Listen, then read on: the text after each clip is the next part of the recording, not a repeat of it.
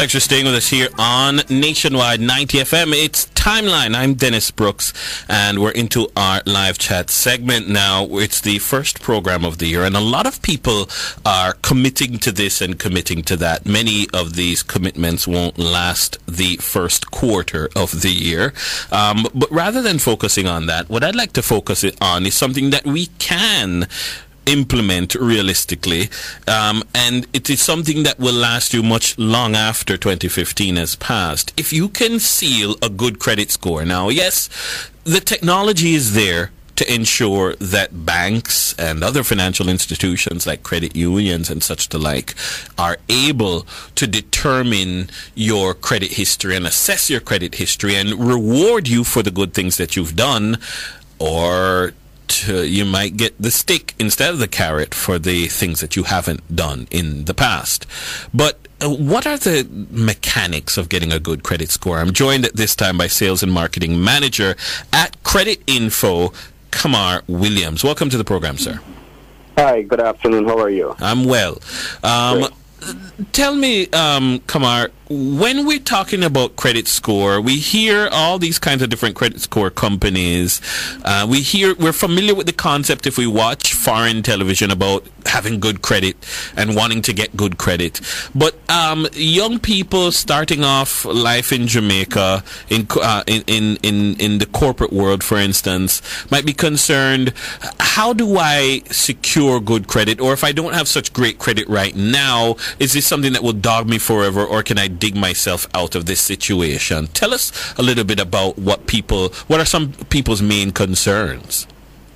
Okay, I'm glad you took it from that angle. So, speaking about young people, because it's something that we try as best as possible to get out there to persons who are just crossing that hurdle, that transition into corporate world, into their professional careers, because this is where it really starts. Yes. You really have to start to take an interest in credit from this very tender age so as to ensure that you can develop it to not affect you in the long run. But I think before I get into the topic of talking about how to manage the score and how to improve it, I think it's best just for the listeners to have them have a basic appreciation of your credit score and how it comes about. So I'll just start by saying that a credit score is really a statistical model that outfits an individual with a number that allows an institution then to predict their level of risk. Mm-hmm. So the score that we utilize at Creditinfo Jamaica ranges from a 250 to a 900. And we don't like to say that they're customers, but instead we say that they're high and low risk customers. Yes. So a 250, as far as we're concerned, in our system, on our score model, we know someone who is very high risk, and a 900 suggests someone who is very low risk. Now, in between that grade, you actually have average risk, and you have low, very low, and so forth, right? Mm-hmm. Now, scores are typically made up of some major components, and these components, generally speaking, has to do with one's payment behavior, the structure and utilization of their financial facilities, the length of their credit history, and in some instances, searches that are done, because inquiries that are done on them sometimes those play a role in the process, yes, and personal demographic information to a less extent. So typically, how someone pays is what determines whether or not they're going to get a good or a bad score. I mean, how they utilize their credit, how they pay back their loans. Let's take the credit card, for instance. Mm-hmm. Are they maxing out their credit cards? Things like that will go negatively against their score. Are they paying on time with a credit card? These are some of the components that come together.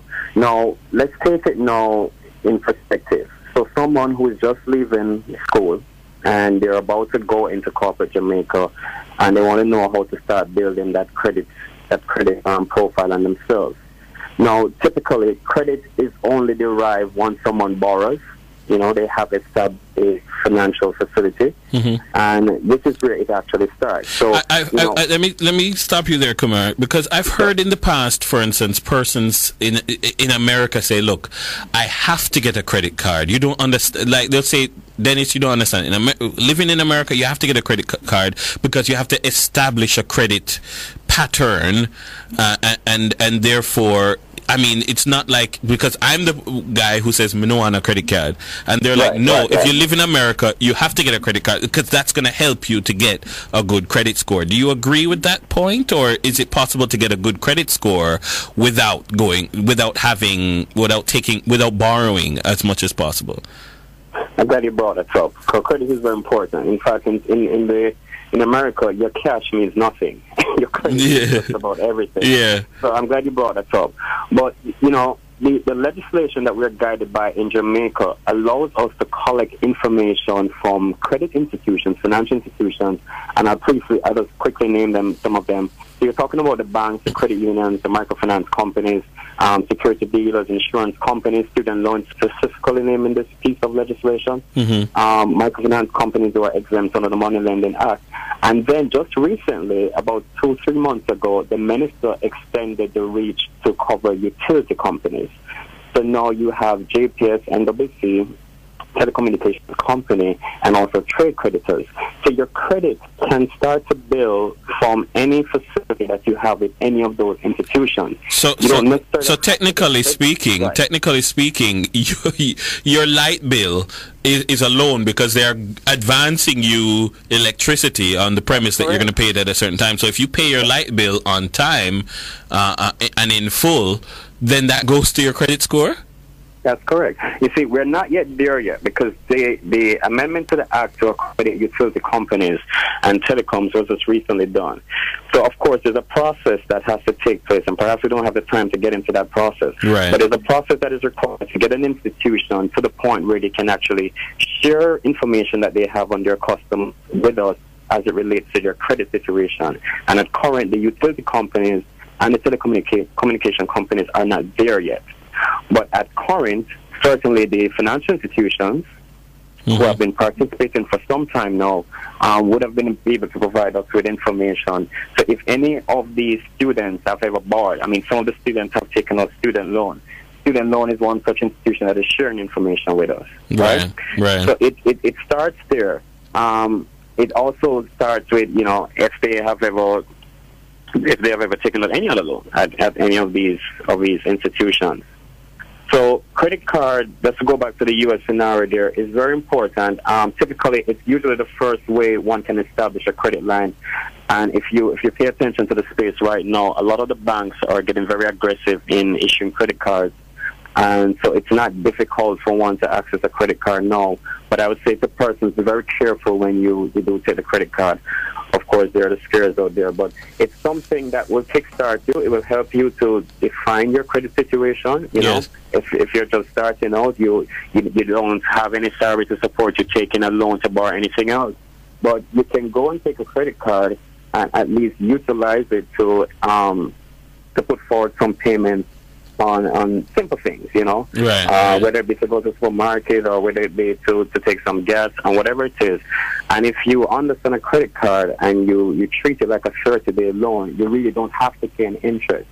Now, once someone starts to do that and is demonstrating their ability to repay that credit card on a monthly basis, then that in itself now starts to develop their credit profile. What I always say to people is treat your credit card like a brethren who you can always ask for a little loan till payday, and they won't tell you no, but on payday pay him back.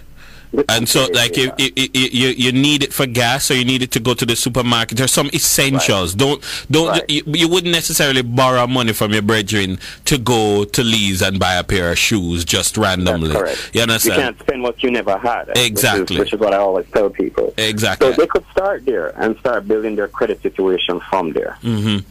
Look, Camar, we're gonna have to pick up this conversation another time. Maybe we're gonna have to maybe speak more regularly this year, because I'd like to use this space to improve people so that when we're talking about our good credit or our bad credit, and then the technology is not coming to bite us when we go to transact our business. So let's talk some more about this one now.